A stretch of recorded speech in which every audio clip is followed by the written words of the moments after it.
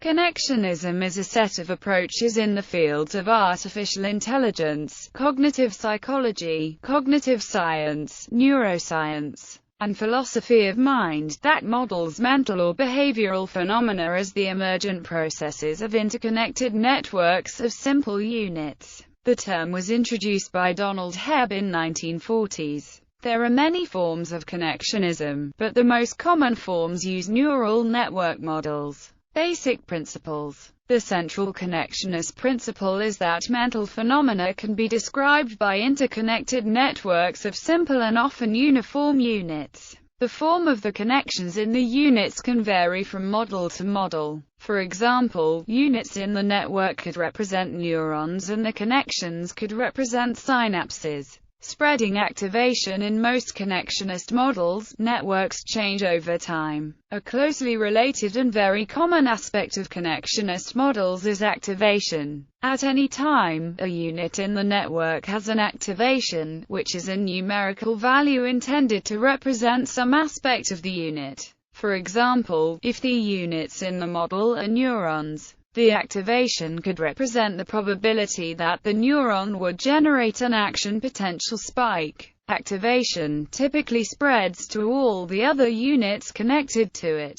Spreading activation is always a feature of neural network models, and it is very common in connectionist models used by cognitive psychologists. Neural networks are by far the most commonly used connectionist model today. Though there are a large variety of neural network models, they almost always follow two basic principles regarding the mind. Any mental state can be described as an n-dimensional vector of numeric activation values over neural units in a network. Memory is created by modifying the strength of the connections between neural units. The connection strengths, or weights, are generally represented as an n times n matrix. Most of the variety among neural network models comes from interpretation of units. Units can be interpreted as neurons or groups of neurons. Definition of activation. Activation can be defined in a variety of ways. For example, in a Boltzmann machine, the activation is interpreted as the probability of generating an action potential spike, and is determined via a logistic function on the sum of the inputs to a unit.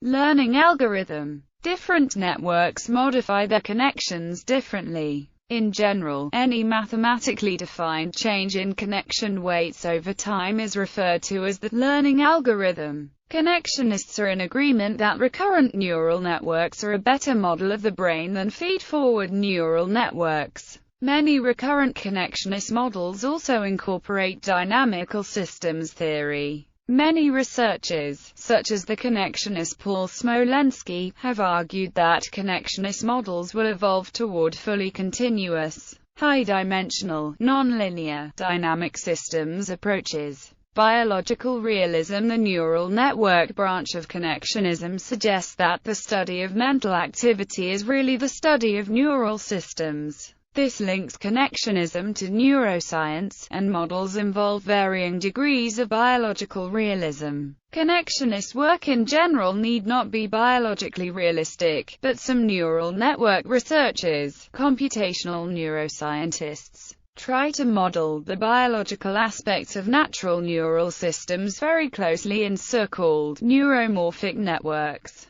Many authors find the clear link between neural activity and cognition to be an appealing aspect of connectionism. Learning. The weights in a neural network are adjusted according to some learning rule or algorithm, such as Hebbian learning. Thus, connectionists have created many sophisticated learning procedures for neural networks. Learning always involves modifying the connection weights. In general, these involve mathematical formulas to determine the change in weights when given sets of data consisting of activation vectors for some subset of the neural units. By formalizing learning in such a way, connectionists have many tools. A very common strategy in connectionist learning methods is to incorporate gradient descent over an error surface in S space defined by the weight matrix. All gradient descent learning in connectionist models involves changing each weight by the partial derivative of the error surface with respect to the weight.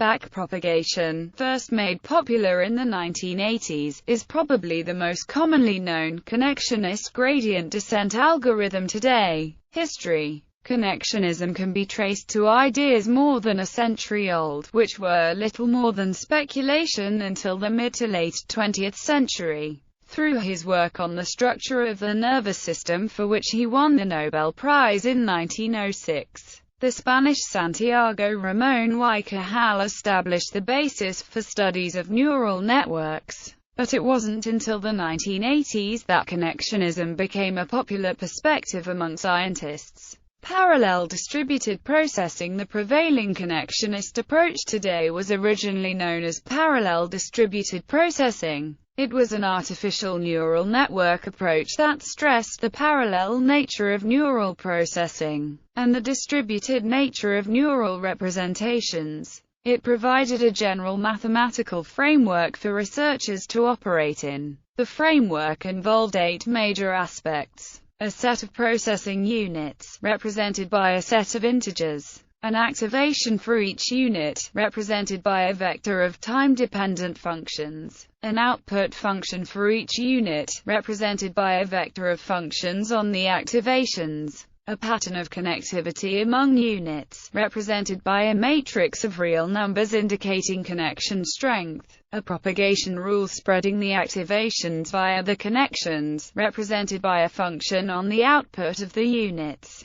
an activation rule for combining inputs to a unit to determine its new activation, represented by a function on the current activation and propagation; a learning rule for modifying connections based on experience, represented by a change in the weights based on any number of variables; an environment that provides the system with experience, represented by sets of activation vectors for some subset of the units. A lot of the research that led to the development of PDP was done in the 1970s, but PDP became popular in the 1980s with the release of the books Parallel Distributed Processing, Explorations in the Microstructure of Cognition, Volume 1 and Volume 2, by James L. McClelland, David D. Rumelhart and the PDP Research Group.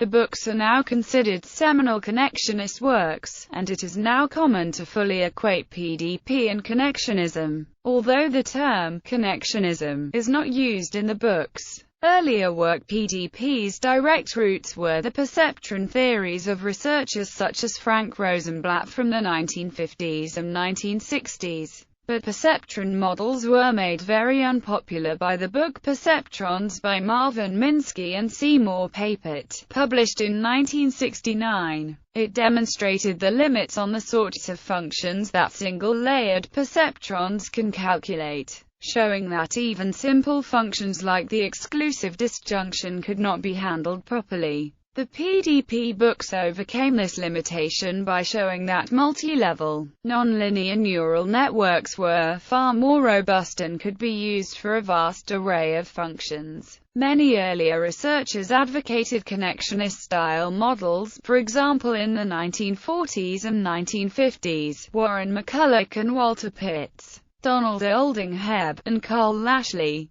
McCulloch and Pitts showed how neural systems could implement first-order logic. Their classic paper, A Logical Calculus of Ideas Immanent in Nervous Activity, is important in this development here. They were influenced by the important work of Nicholas Rashevsky in the 1930s. Hebb contributed greatly to speculations about neural functioning, and proposed a learning principle, Hebbian learning, that is still used today. Lashley argued for distributed representations as a result of his failure to find anything like a localized engram in years of lesion experiments. Connectionism. Apart from PDP, though PDP is the dominant form of connectionism, other theoretical work should also be classified as connectionist. Many connectionist principles can be traced to early work in psychology, such as that of William James. Psychological theories based on knowledge about the human brain were fashionable in the late 19th century.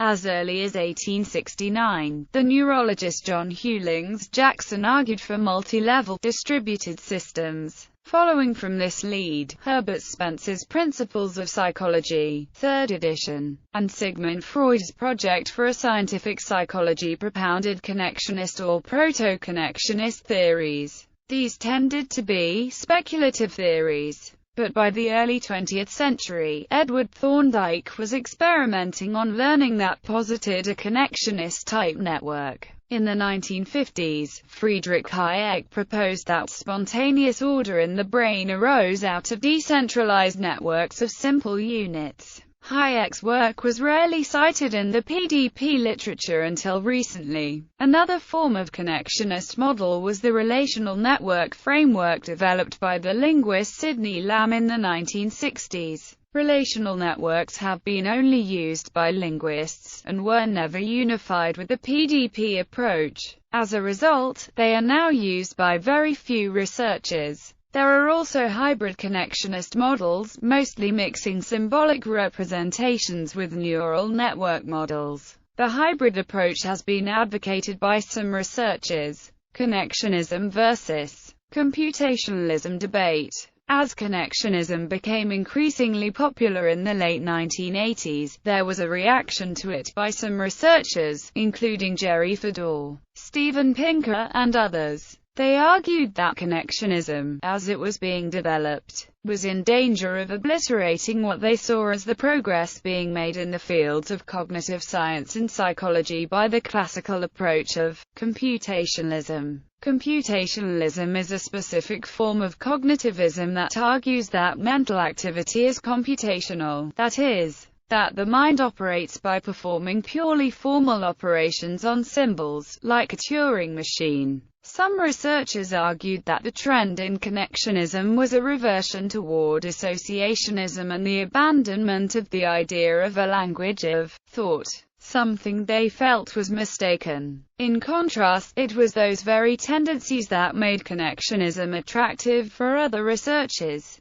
Connectionism and computationalism need not be at odds. But the debate in the late 1980s and early 1990s led to opposition between the two approaches. Throughout the debate, some researchers have argued that connectionism and computationalism are fully compatible, though full consensus on this issue has not been reached. The differences between the two approaches that are usually cited are the following. Computationalists posit symbolic models that are structurally similar to underlying brain structure, whereas connectionists engage in low-level modeling, trying to ensure that their models resemble neurological structures. Computationalists in general focus on the structure of explicit symbols and syntactical rules for their internal manipulation, whereas connectionists focus on learning from environmental stimuli and storing this information in a form of connections between neurons. Computationalists believe that internal mental activity consists of manipulation of explicit symbols, whereas connectionists believe that the manipulation of explicit symbols is a poor model of mental activity.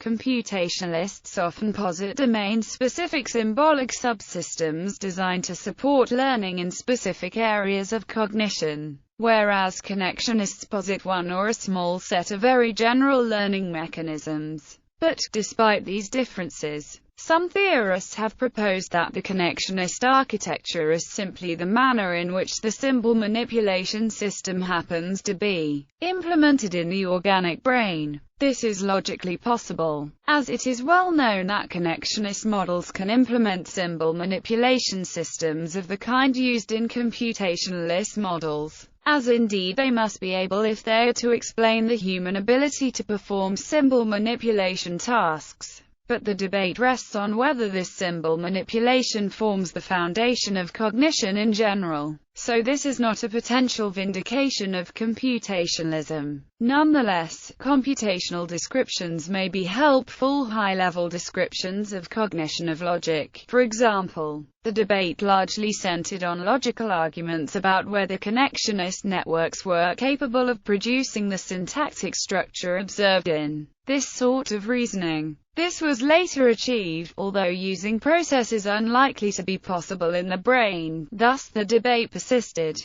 Today, progress in neurophysiology, and general advances in the understanding of neural networks, has led to the successful modeling of a great many of these early problems, and the debate about fundamental cognition has, thus, largely been decided among neuroscientists in favor of connectionism. However, these fairly recent developments have yet to reach consensus acceptance among those working in other fields, such as psychology or philosophy of mind. Part of the appeal of computational descriptions is that they are relatively easy to interpret, and thus may be seen as contributing to our understanding of particular mental processes, whereas connectionist models are in general more opaque, to the extent that they may be describable only in very general terms, or in unhelpfully low-level terms. In this sense, connectionist models may instantiate, and thereby provide evidence for, a broad theory of cognition, without representing a helpful theory of the particular process that is being modeled. In this sense, the debate might be considered as to some extent reflecting a mere difference in the level of analysis in which particular theories are framed. The recent popularity of dynamical systems in philosophy of mind have added a new perspective on the debate. Some authors now argue that any split between connectionism and computationalism is more conclusively characterized as a split between computationalism and dynamical systems.